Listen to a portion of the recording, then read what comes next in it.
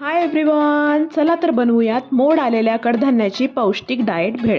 सगळ्यात आधी कढईमध्ये थोडं तेल घेऊन त्यामध्ये 1 चमचा जिरे आणि 1 चमचा मोहरी टाकून छान तडतडू द्यायची. जिरं मोहरी नीट तडतडलं की यामध्ये बारीक चिरलेला कांदा घालून नीट परतवून घ्यायचा.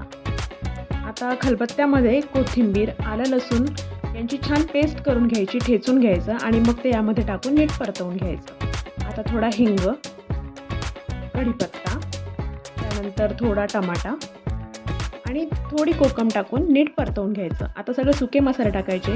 हळद, कसुरी मेथी, जिरेपूड, धनेपूड, तिखट, थोडं पाणी घालून हे मिश्रण नीट एकजीव करून घ्यायचं.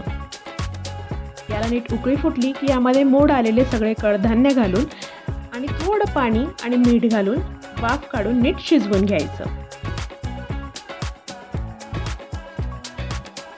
उसळ रेडी झाल्याबरोबर आपण छानपैकी आता प्लेटिंगची तयारी करूयात.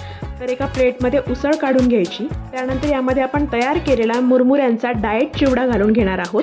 यामध्ये तुम्हाला कुरमुरे, बेदाणे आणि डाळ्या सगळं काही साहित्य मिळेल. चिवड्याची रेसिपी लिंक मी एंडिंगमध्ये दिलेली आहे. त्याच पद्धतीने हा बनवून घ्यायचा.